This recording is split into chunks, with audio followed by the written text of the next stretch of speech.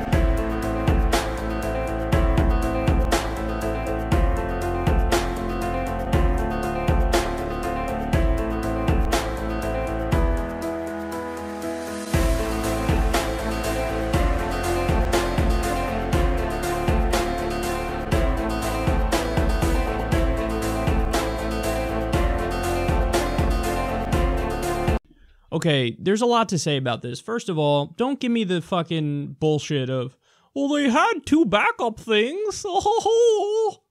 Well, apparently they weren't done properly if when you have flooding like we have this time around, they don't work. Well, there's supposed to be some failsafe mechanisms. And who the fuck, engineered them? Mr. Magoo? So you have flooding and whoops, it doesn't work. Well, it's supposed to be that in case of a scenario like this, things work. And it doesn't work. So, God, I fucking hate the way they had to back up. What are you gonna do? But they fucking didn't build it right, clearly. It's the same shit like with Fukushima. Like, well, they had the systems to back it up, and then it didn't work. So then you didn't build it right now, did you, you motherfuckers? God, that shouldn't be an option. Like, it shouldn't be on the table. Like, well, look, we have all these systems if things fail, but somehow, seemingly, they always seem to fail when you get a worst-case scenario. Like, you couldn't envision a situation like this where there's a tremendous amount of flooding, especially in a city like Houston, where apparently there's not good drainage. Like, come on, man. It's just unacceptable. Okay.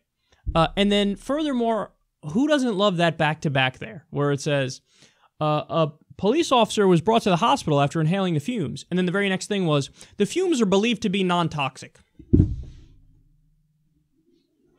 You just contradicted yourselves.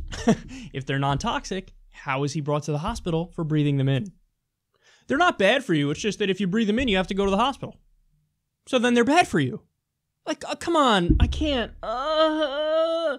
The fact that the media, and this is Huffington Post, the fact that the media just fucking chugs the Kool-Aid of whatever the chemical company says. We had the fail-safe mechanisms, the backup if something happened, but they stopped working. So then they're not very good now, are they? And, oh yeah, oh, they're not toxic, but the officer went to the hospital for breathing them in. So they are toxic, you motherfucking lawyers. You know, maybe the media should recognize, hey, maybe these guys are trying to cover their ass from potential lawsuits and whatnot. But no, just parrot whatever the fucking chemical CEO says. Wonderful. Now, many of you might be thinking, like everybody should be thinking after this, how the fuck can this happen? How can we really?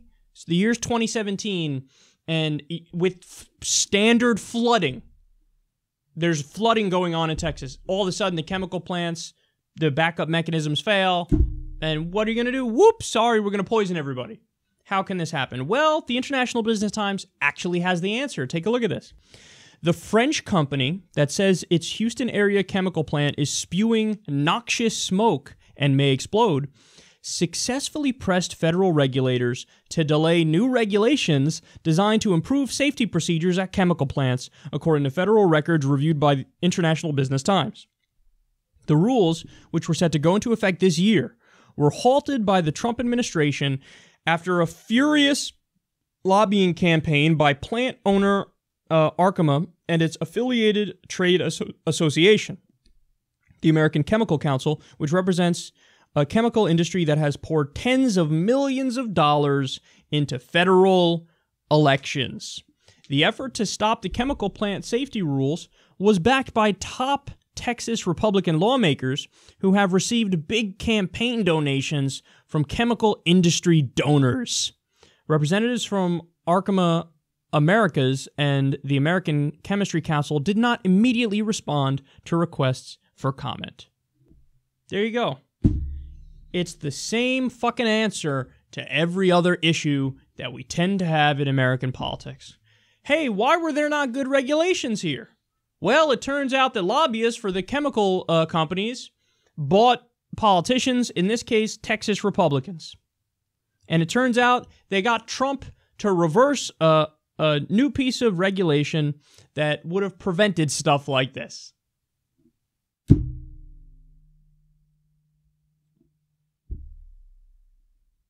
Okay, the media across the board should be discussing this, and none of them are. I mean, this is a fantastic report in the International Business Times doing some investigative journalism to figure shit out, but the media is not talking about this. If you don't connect the dots for Americans, they're not going to know. How are they going to know? They're going to say, oh, it was a natural disaster and something happened at a chemical plant and that sucks. No, we have the ability to prevent stuff like this from happening through proper regulation. We didn't get the proper regulation because of corruption, because of money in politics, and because of the idiotic far-right ideology of deregulation is always preferable. Well, here are the fruits of that. So maybe we should get the money out of the system, stop the corruption, end the insane power hold that corporations have on our politics, and maybe we should move away from this deregulate everything mentality.